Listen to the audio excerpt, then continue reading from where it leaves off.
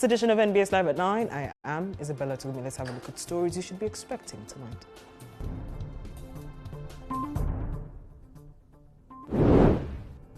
In the news tonight, the 37th NRM anniversary celebrations.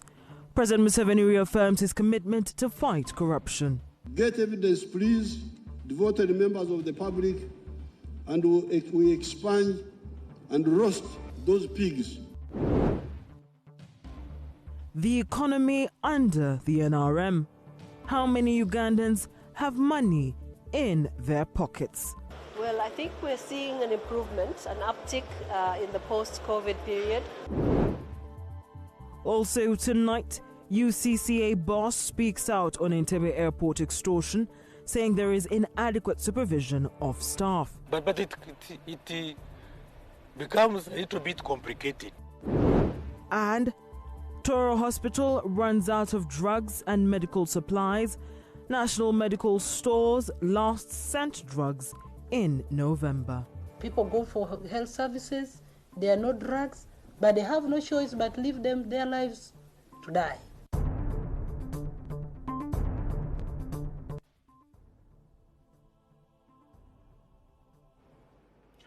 We welcome you once again to this edition of NBS Live at 9. I am Isabella Tuguma. Remember, we bring you the latest in current affairs, business and sport on the Nile Post application. That is www.nilepost.co.ug. Looking at stories making headlines tonight. As the NRM celebrates 37 years in power, President Yoweri Museveni renewed his government's commitment towards fighting corruption. Museveni, while addressing celebrants in Kakumido, expressed concern over local government officials' involvement in sexual exploitation and money extortion from job applicants. Kanere Mugume filed this report. Kakeka grounds in Kakumido district were a beehive of activities as government officials, dignitaries, residents of Kakumido gathered to commemorate 37 years since NRM took over power in Uganda. In his speech, President Yoweri Museveni began by sharing his story of the Bush War, highlighting Winyoro's contribution in the liberation struggle. The angry president showed concern over local government officials that exploit female job applicants sexually before they offer them jobs, and those involved in extortion in exchange for jobs.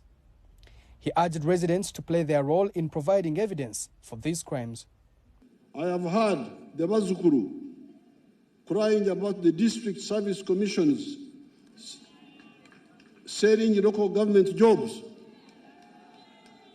Abejukuru bangambire ngo emirimo ya local government erahakatare oyino kusasura ngunu basasura bagure emirimo aba bantu aboni mu mbakenise mukwato bujuru tubakwate tubatware ruzerere emyanya.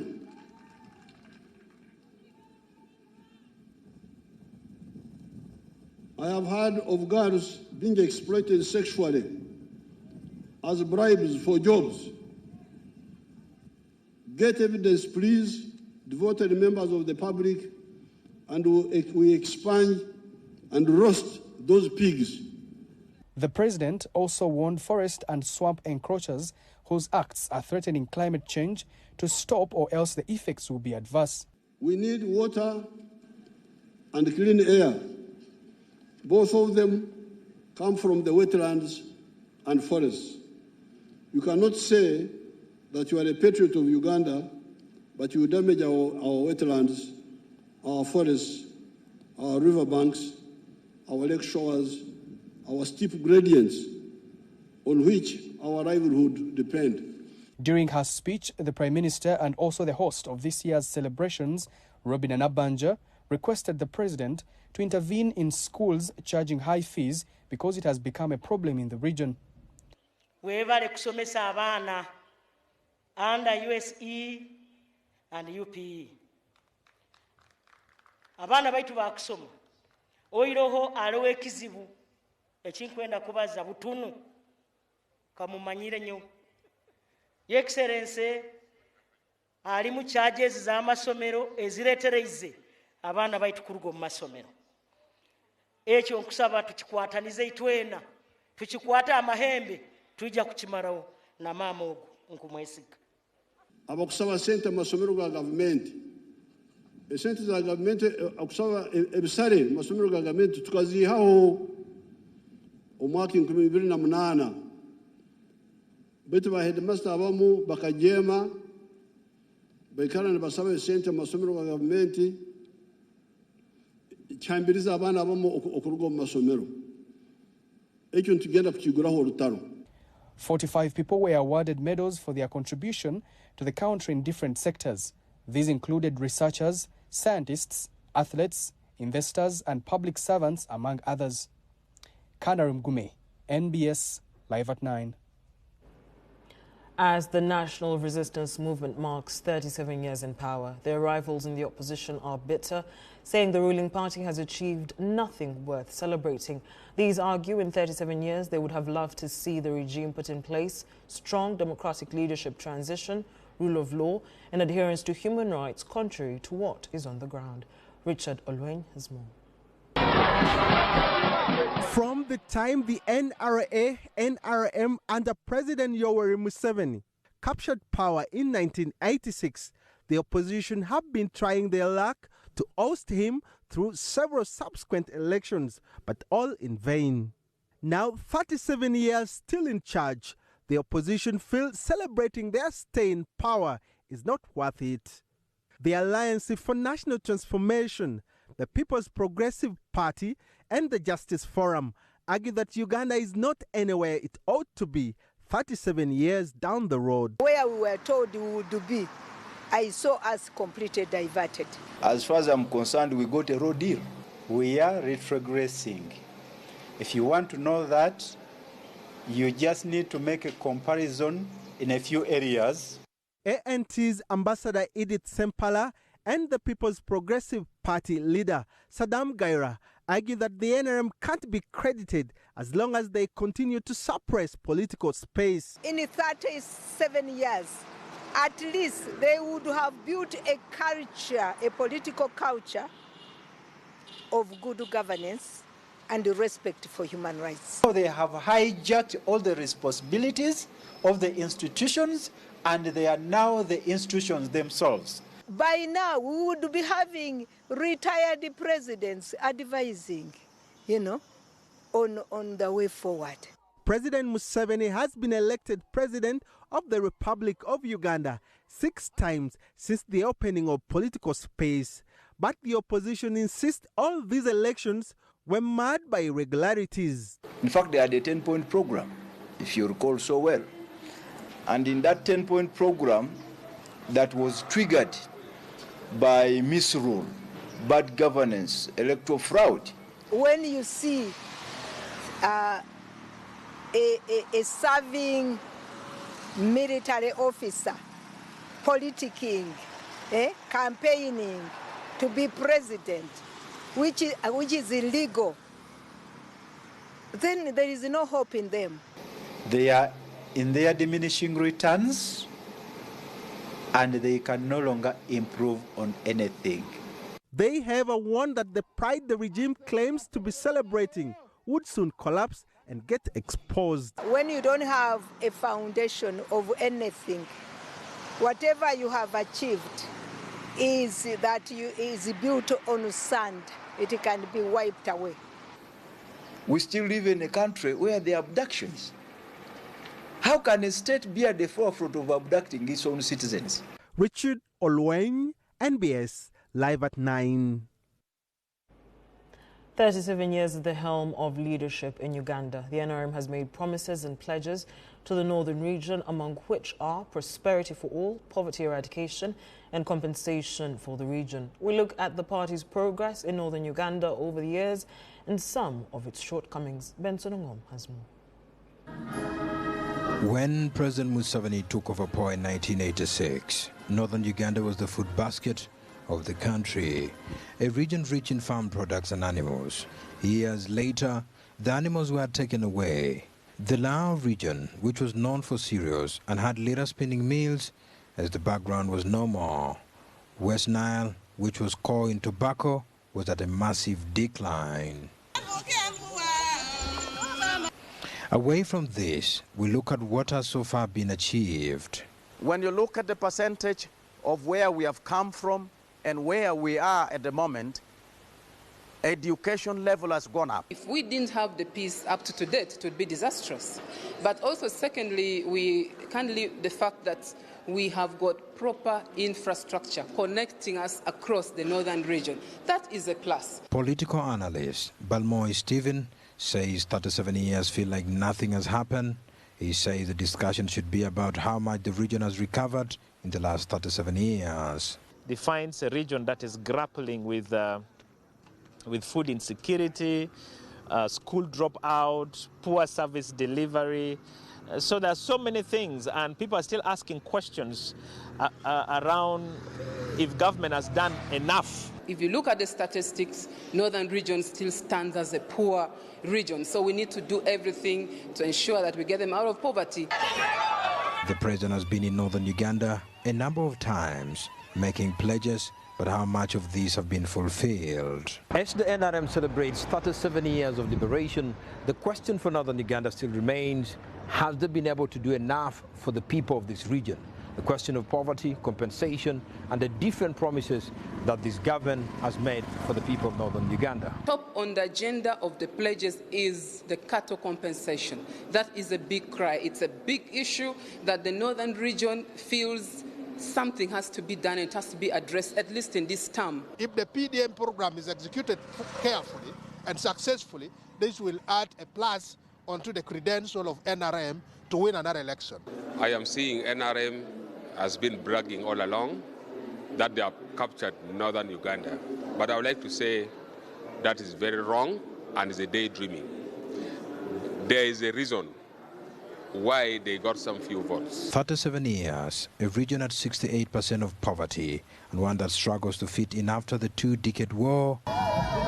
The local leaders want the celebration to be about reflection and how the region can be lifted as a post-war area.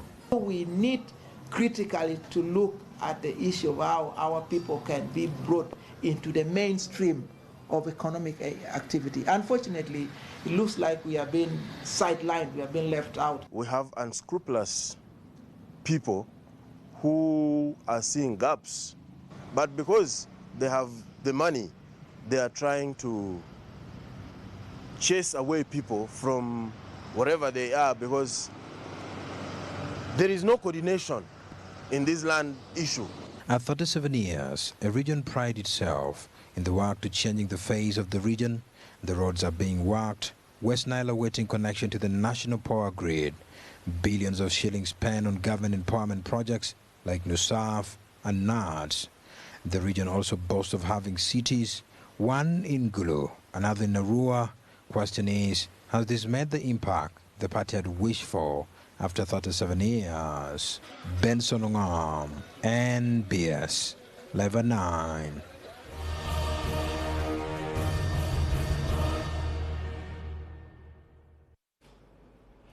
Legislators on the Select Committee instituted by Parliament to investigate the National Social Security Fund have spoken out on the readiness to interrogate characters involved in the saga. However, the Chairman General of the National Organization of Trade Unions, Asha Wilson Owere, has tasked the team to be thorough and timely. Shamim Nabakoza has more.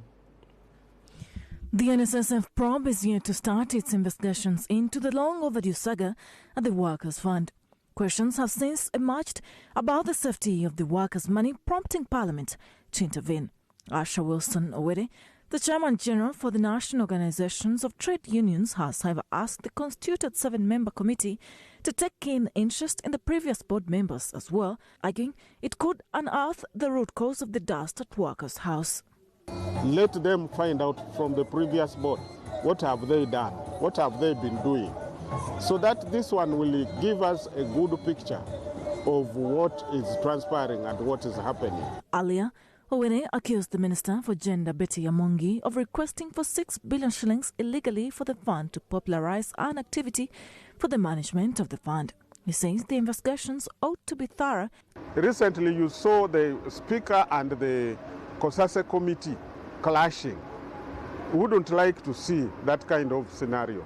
Legislators appointed by the Speaker of Parliament, including Karim Masawa of Mbala Industrial Division and Kakembo Mwatekama of Entebbe Municipality, told us that they are yet to sit to resolve how they begin capitalizing on the references highlighted by the Speaker in the directive. When we resume our business at Parliament, so hopefully tomorrow, we'll be meeting. If not, then Monday we'll be meeting and come up with a work plan of how we are going to go about this issue. There are so many allegations that somebody in SSF is someone's ATM machine, meaning that there are some of those people who are big enough to take money as they wish from the NSSF.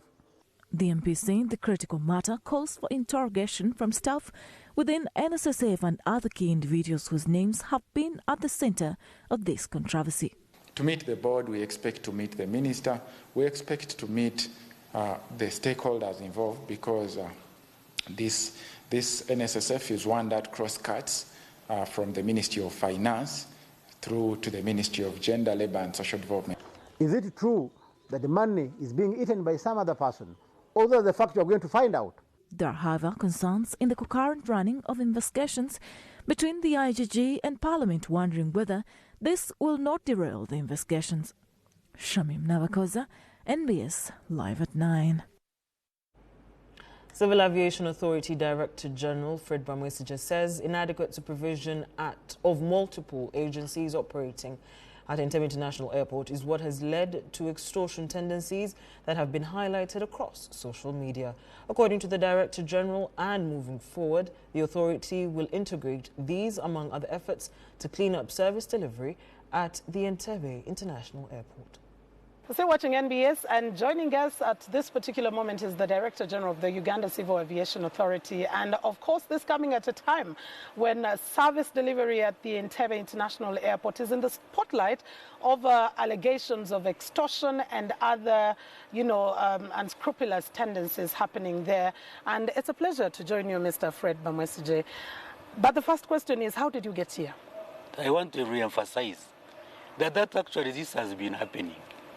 People have there's been extortion, corruption? No, not extortion. People have been questioning us several times, and that's why you see all those improvements taking place, even in the remodification of buildings.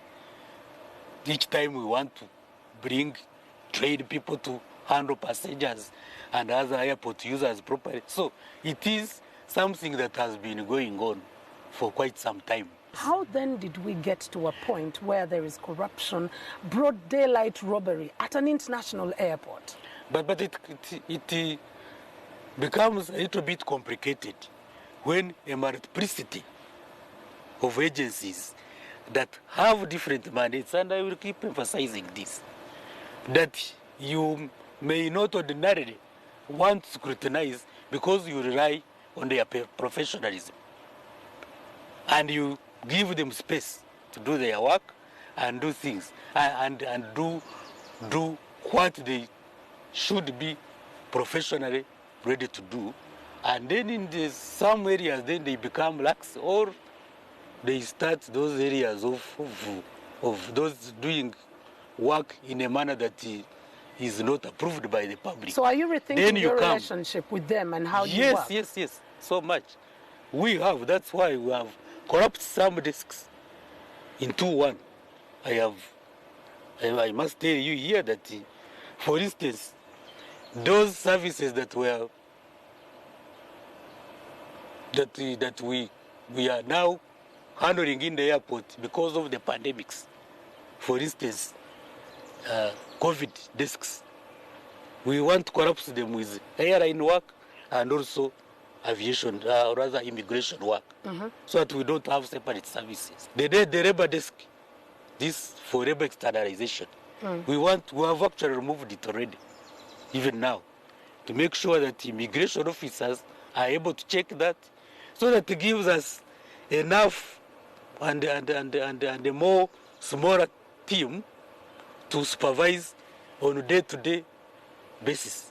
How far with these investigations out of the recent uproar, and what are you seeing? What is exactly the cause of whatever has been happening? Could it be attributed to low pay? Is it training? Is it not understanding what staff are exactly supposed to do? Yes, in different agencies, actually, you have differentiated pays. That's correct. But frankly, I would not want to think that people should descend into those behaviors because of the pay. You'd rather address pay with your employers than addressing pay with the people you are supposed to serve. And with your investigations, I know that there have been reports of arrests, there have been reports of dismissals. How many of these? First of all, even before this trigger thing that happened 2-3 days ago, was already we had people whom we had arrested and dismissed, all returned to their agencies. Now we have added another like 5 in recent, the last 2-3 days, which were arrested. And the due process of the law will take course, but we have isolated them from our system. They are not working with us. How are you planning to clean your image internationally? Being stringent on these acts of extortion and any other malpractices, which we have been doing actually. Away from the extortions that have been happening, the Civil Aviation Authority celebrated 20 years. Congratulations to you, but what's different? Where are the achievements? What are the challenges? Oh, quite a lot. You see, 20 years ago, aviation was just part and parcel of normal government service. It was not an independent entity. Civil aviation was created to oversee and regulate the aviation industry in the whole of Uganda and make sure that standards and recommended practices that are in aviation are implemented to harmonize them with the standards of the whole world. Are we there? Especially in safety and security. We are there because we are audited, as you know. The last time we were audited, we were at 61%. We are now targeting over 75%. When you see us adopting to new technologies, this is the target we are doing, all aimed at making the passenger who is traveling safe and secure. Looking at the refurbishments that you've talked about, they've been marked with discussions of inflated prices. How does that affect you as an aviation authority? But also, what new is coming with these refurbishments, the Entebbe International Airport, for example? Not everything that you hear in the public is correct because we are audited. Remember, by Auditor General. We are supervised by the Ministry of Works and Transport. There is also oversight by Parliament all the time. But when you hear discussions here and there, just public opinion. Our time is really fast spent, but we have oil prospects 2025. We're promised the first oil drop. We know Kabale International Airport is also coming through. How far with its construction and everything, but also what is going to change with the oil sector now coming into play in the aviation world? Much of the civil engineering works is actually done, but a bigger plan for it, which includes the handling of passengers for the tourism sector, but also for cargo handling in the region, is being done to make sure that we have a fully fledged airport that is not certainly alternate, like I have heard people saying, alternate to Entebbe. No, independent of Entebbe, but could be used if there was a problem in Entebbe. Okay. Yes. Thank you very much. It's only time that is totally against us, but thank you, Mr. Fred Bamwesige, who is the Director General of the Civil Aviation Authority, speaking about the rot that has been happening and how they are dealing with it, but also the prospects of the Civil Aviation Authority. Many thanks, Mildred, for that report. Much as the national resistance movement boasts of sustaining annual growth averages of 6% and facilitating the increase of monetary value of all goods and services produced in Uganda, a section of Ugandans do not feel the rosy figures in their pockets. However, as the ruling party marks 37 years in power, the World Bank says investment in sectors such as education and agriculture will help fix the disconnect. Hakim Wambanga.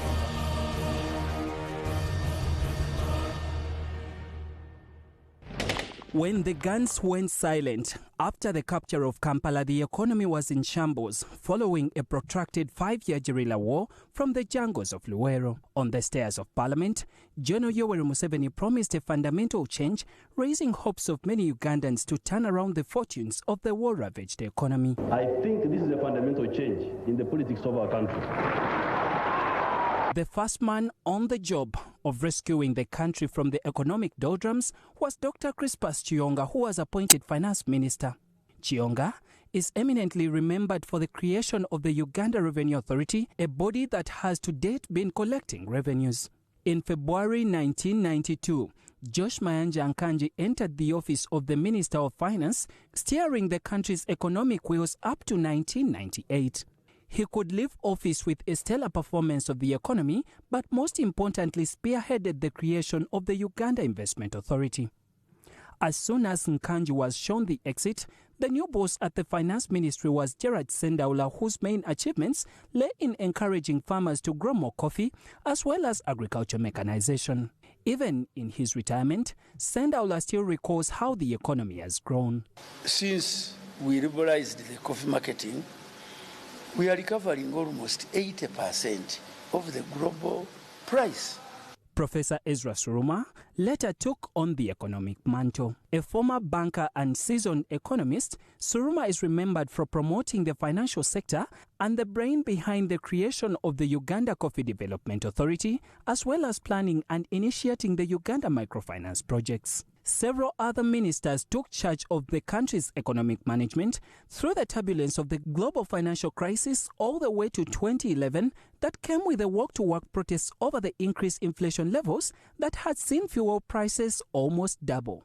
According to the World Bank, all these ministers were well guided by the country's liberalization economic policy, as the World Bank country manager Mkami Kariuki explains. Well, I think we're seeing an improvement, an uptick in the post-COVID period, with growth moving towards the 5% and being targeted for, or at least estimated to reach into the 6% in the coming year. The sustained annual growth averages of 6% have also seen the monetary value of all goods and services in Uganda increase from $3.9 billion in 1986 to an estimated $42.6 billion in 2022. While these economic growth figures soar, just like the buildings in the country's capital Kampala also suggest, some Ugandans do not feel this growth in their pockets. For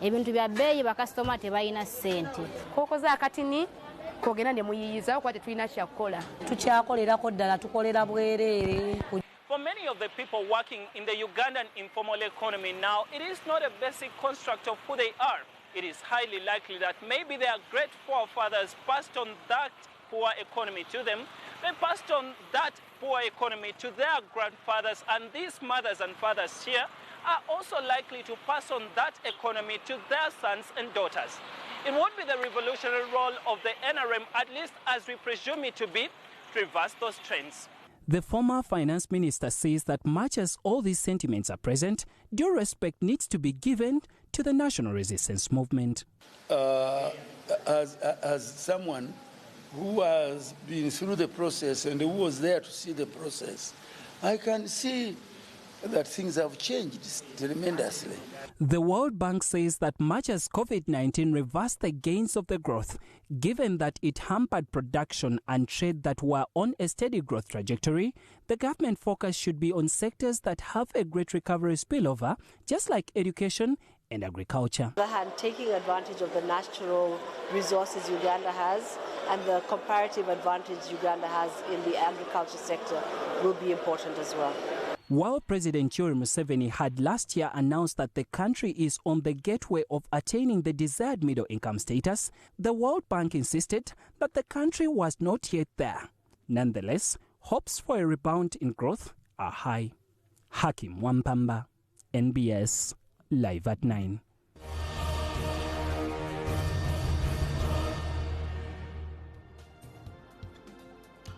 It is that time where we get to listen in to what your opinion is regarding matters of national importance. On our social media platforms today, we asked you to share your views on what you want the NRM to improve using the hashtag NBS Live at 9 on Facebook and on Twitter. Saula on Twitter says, in my view, NRM should do us a favor and improve on social services, but mainly the health services, so that our pregnant women do not give birth on the roads. Aine Ruhanga Aston says corruption is letting Uganda down. Dixon Tuninao on Twitter says, stamp out corruption, influence peddling and political intrigue. Constitutional governance should be enhanced to bridge the gaps within. Therein, democratic principles and values should be respected for effective and efficient governance and citizen participation. Dixon Wycliffe Nwagawa on Facebook says, the education sector and health sector, my God, please, this is a special request. Improved Ugandans need much better improved services for God and my country. All right, these are some of your comments coming in from our social media platforms. Remember, we're using the hashtag NBS Live at 9. However, once again, just to remind you of our top stories tonight, Museveni renews commitment to fighting corruption. Multiple agencies at the center of extortion, that is at Entebbe International Airport. And the World Bank spells hope for Uganda's economic rebound. Remember, once again, to continue using the hashtag NBS Updates, or better still, go to www.nilepost.co.ug. We now go for a quick commercial break. However, let's have a look at the shot.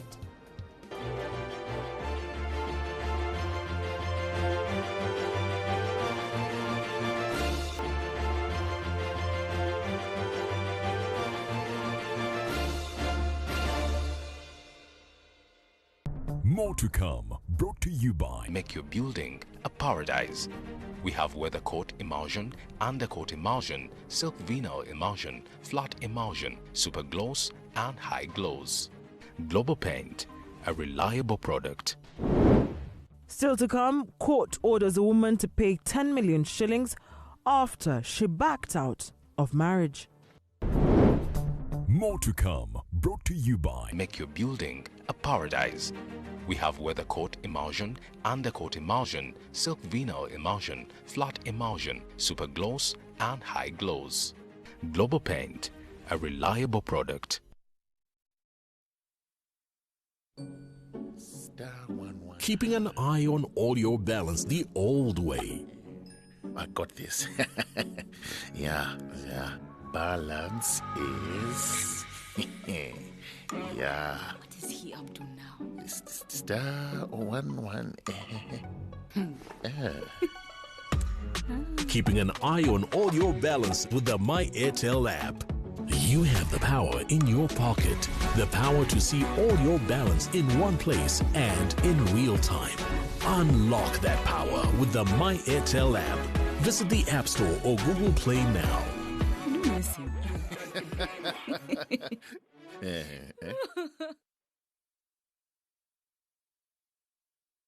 It's your year. Make 2023 your year in 48 hours with Housing Finance Bank. Bye, Mommy. Pay school fees for your children. Buy yourself a car.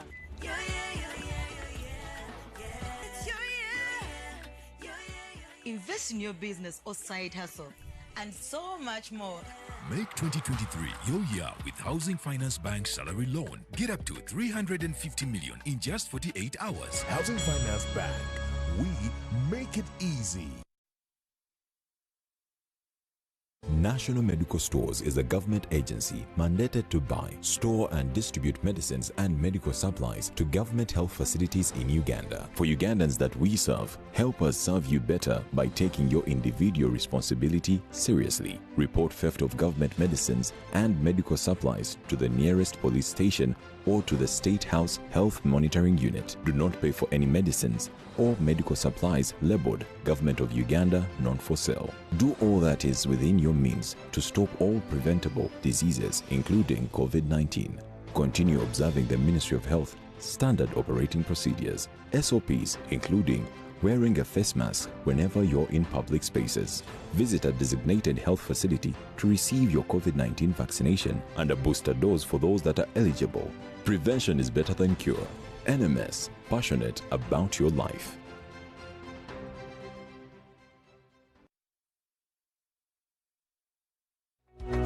Join the Opportunity Bank family today to discover the simplicity of mobile banking. Enjoy our 24/7 instant interbank funds transfer service on the Opportunity Bank mobile app. Download the Opportunity Bank mobile app from Google Play Store and App Store and enjoy seamless banking. Opportunity Bank is regulated by the Bank of Uganda. Customer deposits are protected by the Deposit Protection Fund.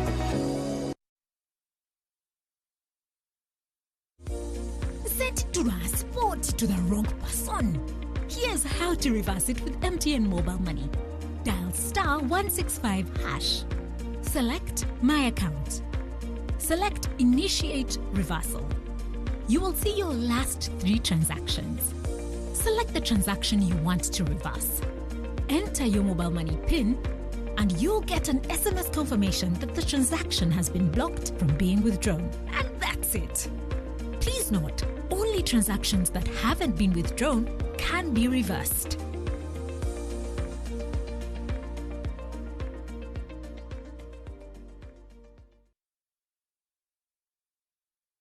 So, this is where it all began.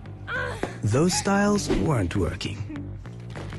So we made something better. And you didn't stop there. We knew we weren't changing the world with our clothes, but the women who wear them might. And you went from playing with dolls to becoming a fashion powerhouse. We see you're great. Katukuyambe okusesamu with Absa Business Banking. Speak to us about how we can help you get it done. That's Africanacity. That's Absa.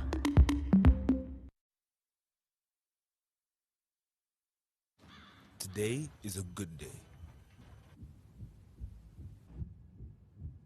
to draw up a new play. So start something. Be loud. Be extra. Make your move and get in your groove. Do it for the gram. Do it for the culture. Be bigger than ever. Be a thinker, a life eater, a Tusker light drinker. Set the tone, own your zone. Start something. Turn on your light. Tusker light.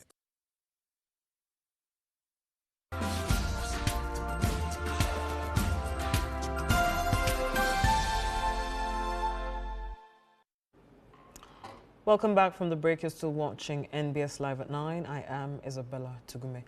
Toro Hospital has run out of drugs for the past weeks now. Patients visiting the facility are referred to private clinics to buy drugs. The situation has lasted for close to a month is due to the failure by the National Medical Stores to provide medical supplies to the district. According to documentation seen by NBS Television, the district last received drugs from the National Medical Stores in November last year. These empty benches next to the dispensary room at the Toro General Hospital is what usually serves as the waiting area for hundreds of patients before being served with the medicines after receiving examination results from doctors. For weeks now, the area has remained empty after the hospital ran out of drugs following failure by National Medical Stores to disburse drugs. We have 6 cycles, which make it 2 months. After every 2 months, the National Medical Stores delivers drugs and supplies to the hospital and to other facilities. So in Toro General Hospital, the last cycle received in the month of November, which constituted to cycle 2. Since the facility serves as a referral to the population of over 2 million people, the drug stockout at the hospital hasn't stopped patients from visiting it.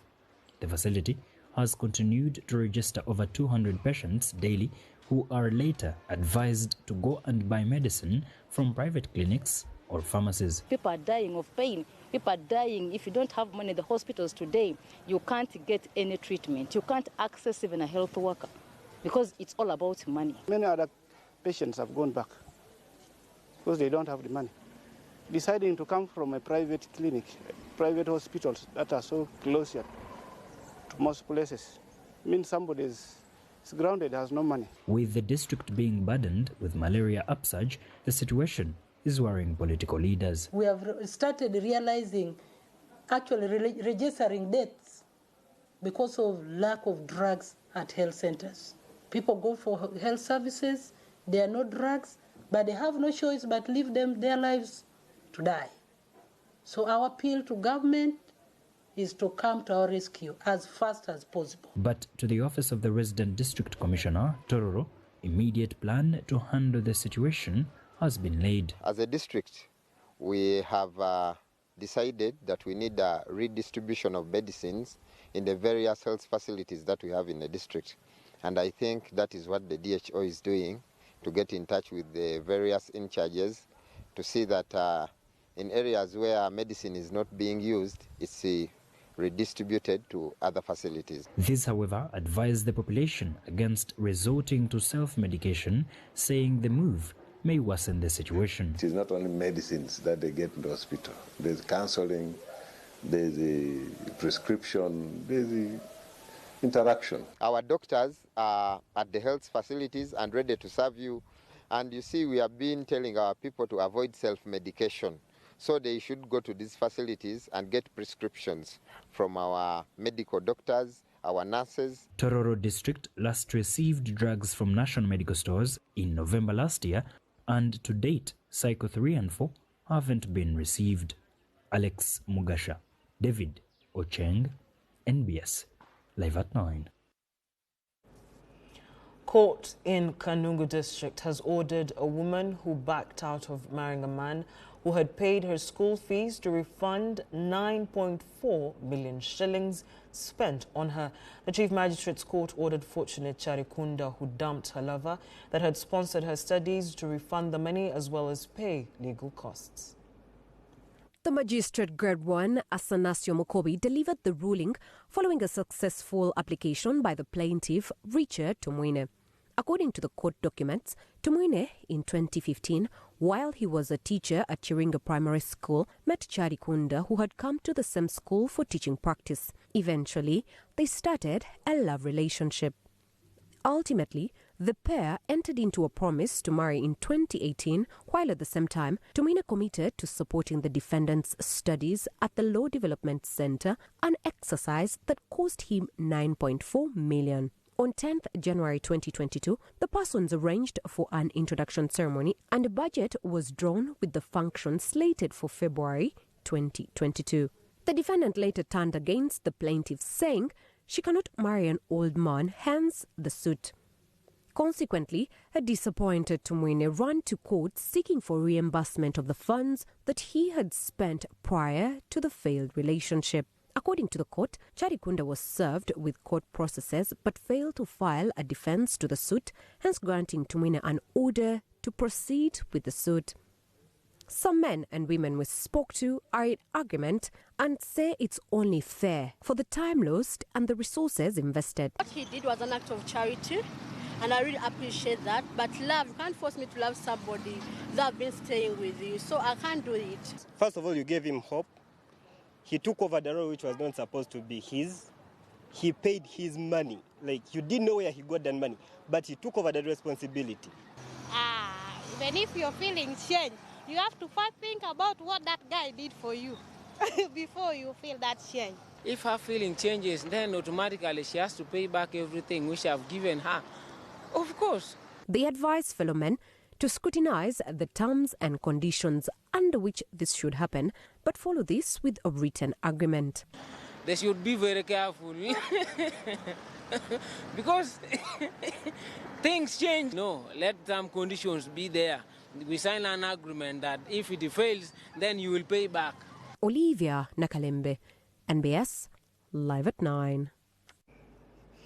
That's a rather interesting report there. Would you pay back your partner 10 million shillings in costs after you have left them for somebody else? All right, looking at more stories making headlines tonight. Tanzanian opposition politician Tundu Lissu has lived in exile in Belgium for 5 years. On Wednesday, he jetted back home to a warm welcome by supporters who received him at Julius Nyerere International Airport before making his way to address a rally in the commercial capital, Dar es Salaam. Lissu left Tanzania after being shot 16 times by unknown gunmen who left him for dead. For more on Lissu's return and the political changes happening in Tanzania, Esther Gitui joins us and stands by. Esther, Happy New Year. It's a pleasure to see you this year. You had the chance to interview Mr. Lissu before he boarded the flight to return home. What makes him confident that the political landscape in Tanzania has changed? Isabella, thank you and Happy New Year to you and your viewers. He told me that President Samia Suluhu Hassan's recent lifting of what he terms as an illegal ban on political activity for the opposition means that the opposition politicians can now carry out their political rallies. They can meet, they can also hold demonstrations in accordance with what he calls the Tanzanian law. But that opposition maintains the ban in the first place, Isabella, was illegal. But the president's directive means they can now freely engage in politics without fear of being arrested by the police. He also addressed his personal tribulations, as you mentioned, telling VOA how he was shot outside of a government apartment. He was shot 16 times in his lower abdomen and with automatic rifles. And he was left for dead, as you said, rushed to the hospital in Dar es Salaam. He survived, but he was very fearful of whoever those guys were might come for him to make sure he's dead. And so he was shipped out to neighboring Kenya and eventually to Belgium, where he said he spent 11 months in the hospital and underwent 25 surgeries in total, Isabella. While he underwent those surgeries and left due to the political tension in the country, are there political issues he would like the current president, Samia Suluhu Hassan, to address while he returns back to Tanzania?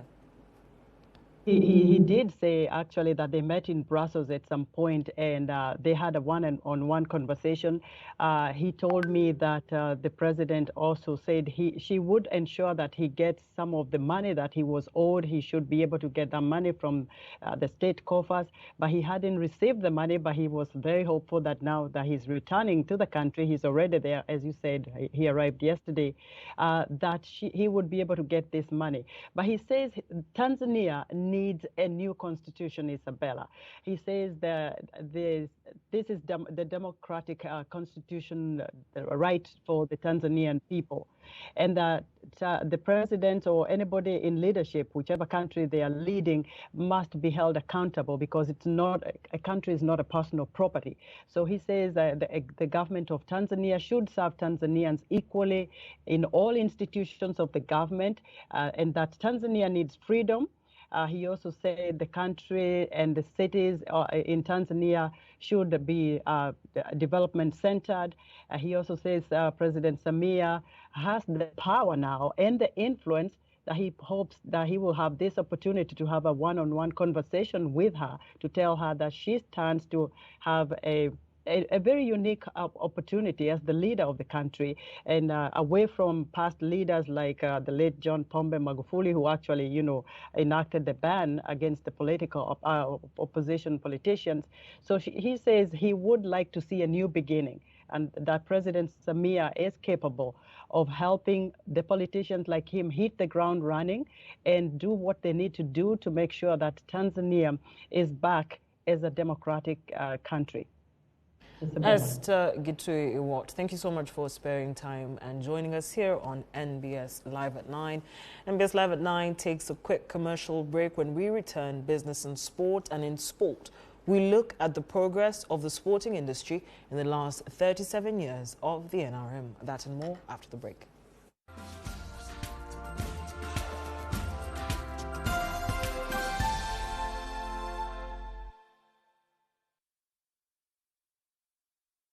Did you know that our current economic challenges also affect Africa and the rest of the world? So how can Uganda, Africa, and the